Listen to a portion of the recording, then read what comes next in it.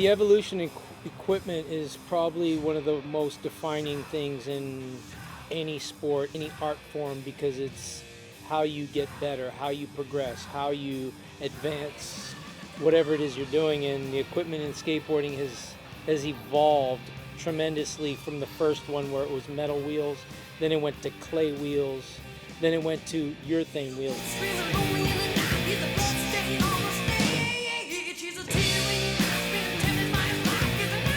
Wheels were going from square to conicals to Comp 2 Sims, and then all of a sudden the round conical came out where it was the mini cubics and the B52 Sims wheels, the Brad Bowman wheels. I mean, the list goes on, and the transition and the evolution of equipment was happening so fast.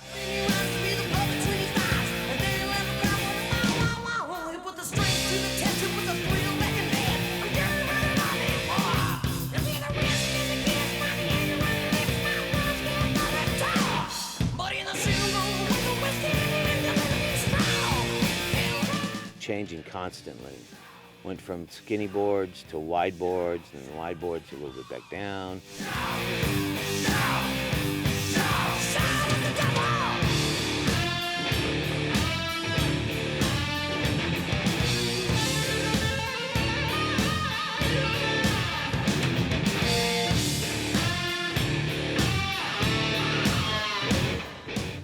It was interesting to be there, and everyone is like, oh yeah, you know, skating's the 80s and the 90s. It's like, no.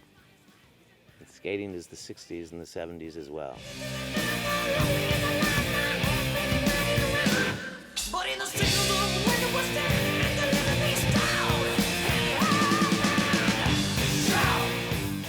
Trucks were like, didn't turn so well. Some turned well, but they broke.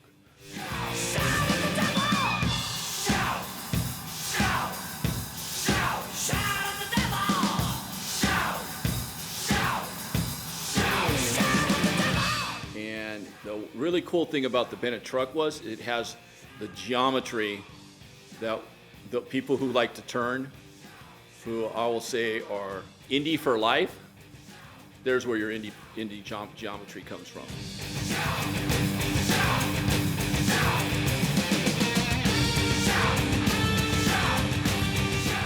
Also, I gotta say that in terms as far as trucks go, the Galwing trucks and the Phoenix trucks were also a game changer too, because they turned really well, and they also were kind of hollowed out. So when you would hit coping, they already had a kind of a concave shape, so it would come off of coping really well.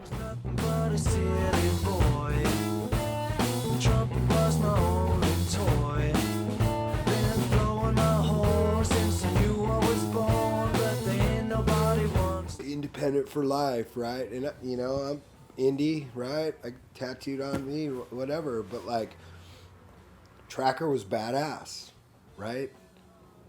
And like, without Tracker, you know, what would the world of skateboarding be?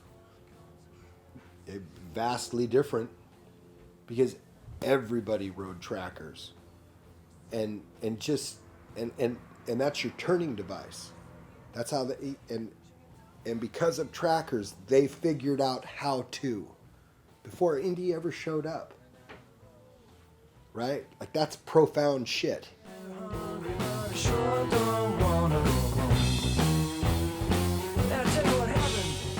To wider trucks, to half tracks, mid tracks, full tracks. Then all of a sudden, Indy came out, and you know, we helped design Indy and make Indy what it was. We have the record of the year.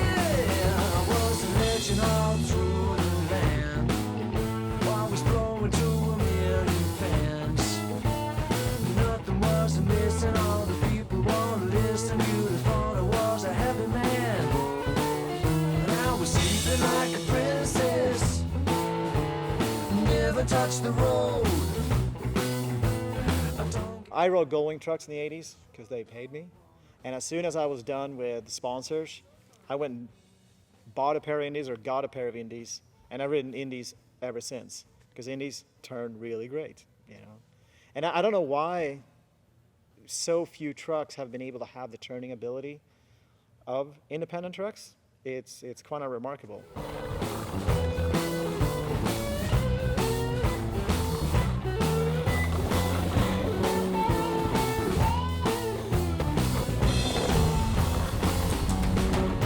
Now they tell me that I ain't so fashionable, that I owe them $1 million a year.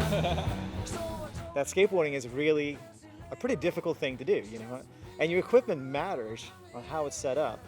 And I've always been baffled that so many riders just don't really know why they like the board they like, or you know, like what the difference is between different shapes and different measurements and, you know, widths of trucks. I mean, so many variables. On the sidewalk, rolling down the road,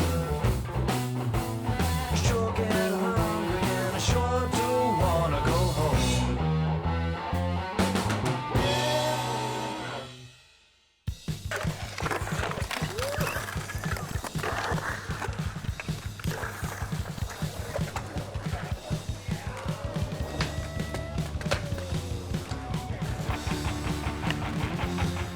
Just like knee pads, like how knee pads change skateboarding, like dramatically. Now it's just like, what are you talking about? This stuff's dumb.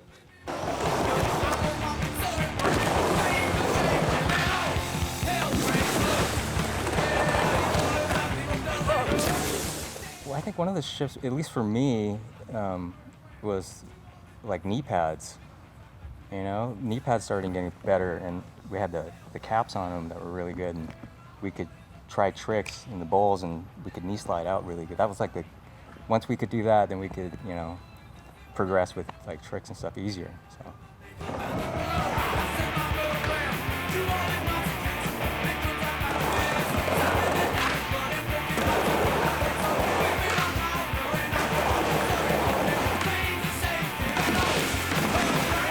Throughout the 80s, we were really getting it to perfection, and wheels were still big, boards were still flat, but for us it was the best of its time, so we thought it was the elite boards.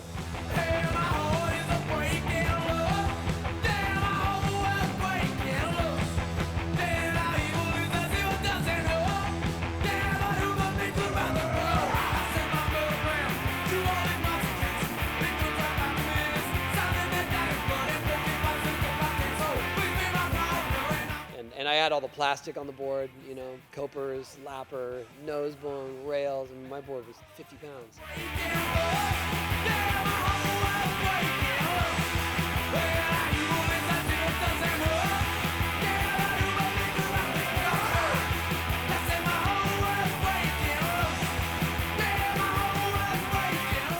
And then as people started experimenting with different shapes, especially when you brought the hammerhead out, I kind of went that direction as well, with something that was sort of, you know, came in but had a bigger nose.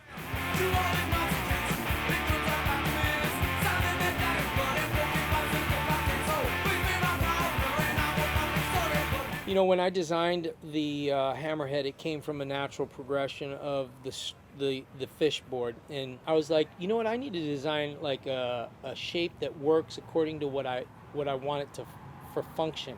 First thing I thought of was, I do tail taps and I grab the nose. Why not make that flat?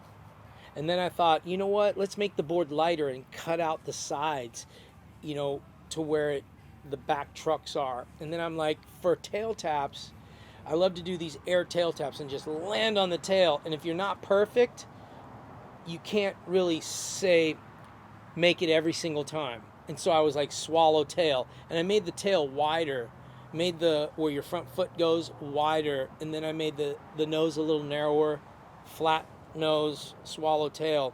And it was all for function. I didn't think, oh, this is gonna look like a fish. After I made it, I went, wow, this looks like a fish.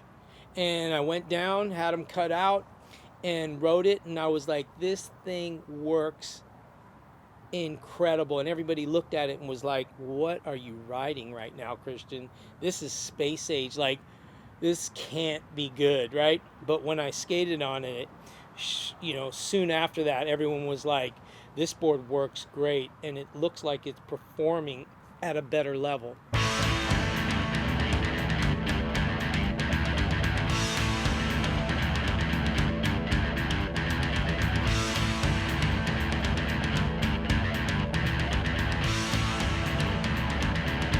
And at the time, I was like this guy who loved high airs. I was going to go higher, going to go farther, going to go faster than everybody. And so for me, the backside air, you know, was what I was known for. And so I was like, I'm going to put some sort of notch in the front hand grab area. And so I kind of looked at my fish board and I cut out the notch right there. I was like, oh, that's pretty sick. But I was like, it just doesn't look good.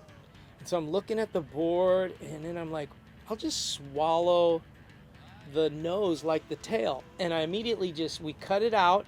We looked at it, the notch in the front with the swallow nose, and I turned it and I looked at it and I go, that looks like a hammerhead. And we're like, this thing looks sick.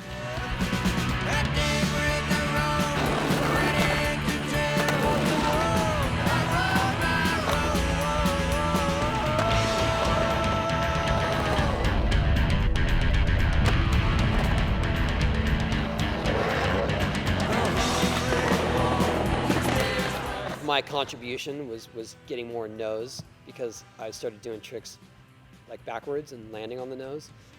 Nose is starting to get so long that they were almost tail length, because people were doing a lot of, not switch tricks, but a lot of stuff using their nose to slide. And I ended up trying to go full symmetrical skateboard that was basically 2 kicktails. And it actually worked for me. Like, I didn't know which direction my board was going at any time, and I could just do a shove at 180 and keep going, never have to fix my board again. That didn't really work because no one really wanted to buy it, but you know, it was a step in that direction, and eventually boards did become symmetrical like that, and they were more popsicle shaped. You know, not what I was doing, because mine was more squared off.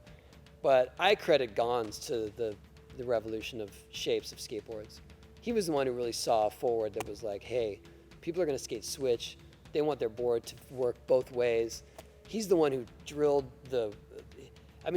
Gons is the one that created the new hole pattern for trucks, because he actually drilled into his trucks and moved them back from the nose and the tail so he could do nose and tail slides.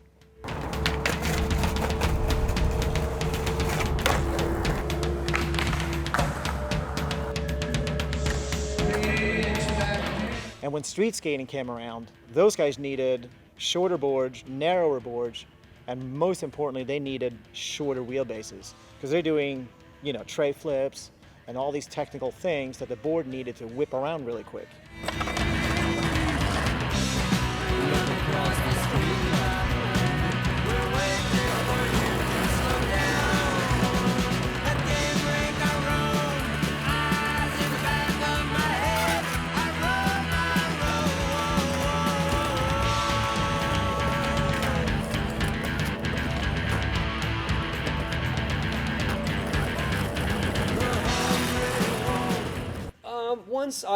Once I saw a more popsicle shape of a skateboard, I realized that's where it was going to end up.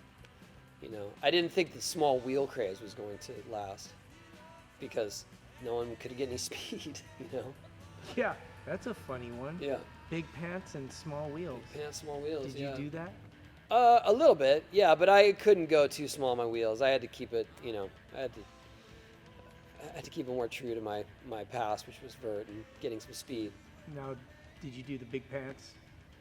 Not too big, but you know, I had some room. I remember.